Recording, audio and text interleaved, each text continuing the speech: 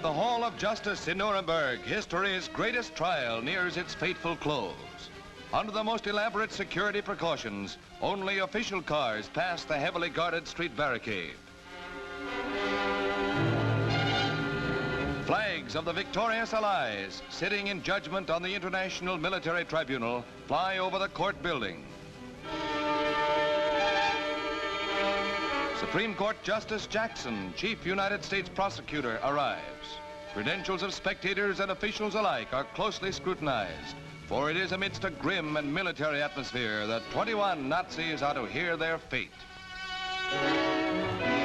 Sir Hartley Shawcross, British prosecutor, enters as the final rounds of the 10-month trial begin. The prisoners, headed by Goering, who shields his face, arrive under guard. The trial started with 24 defendants. One committed suicide, another was excused for health, and one is tried in absentia. There are 21 left in the dock to face civilization's accusation.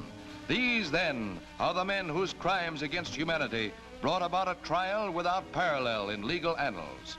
It is doomsday and the day of reckoning as the court rises for one of the closing sessions. The world's finest legal talent has been contributed to the tribunal of 4 nations, which takes its place. Russian, French, and British are the other nations participating.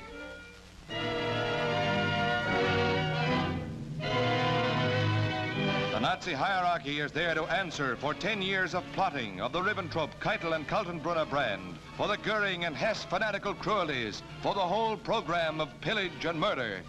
Now it is civilization's turn to read their monstrous crimes into the record. Murder or ill treatment of prisoners of war or persons on the seas. Killing of hostages. Plunder of public or private property. Wanton destruction of cities, towns, or villages. Or devastation not justified by military necessity. C. Crimes against humanity, namely murder, extermination, enslavement, deportation, and other inhumane acts committed against any civilian population before or during the war. For many weary months, a mountain of incredible proof is piled up against these men. Millions of words of evidence have been heard by the judges. Thousands upon thousands of documents have been examined by the finest legal minds of the 4 nations.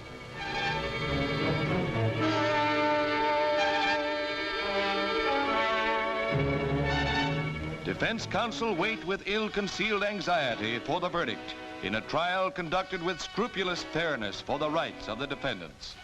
Literally, tons of paper were removed after each long, drawn-out session of court.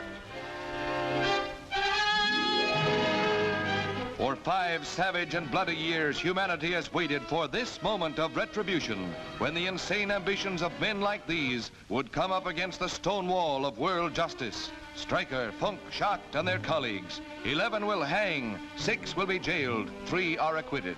Sir Geoffrey Lawrence pronounces sentence. Defendant Hermann Wilhelm Goering, on the counts of the indictment on which you have been convicted, the International Military Tribunal sentences you to death by hanging. Defendant Rudolf Hess, on the counts of the indictment on which you have been convicted, the tribunal sentences you to imprisonment for life. Defendant Joachim von Ribbentrop, on the counts of the indictment on which you have been convicted, the tribunal sentences you to death by hanging.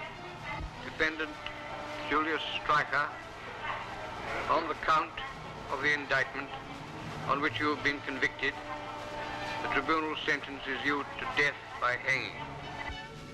This is what awaits Goering, Keitel, Rosenberg, and the other apostles of death and hate.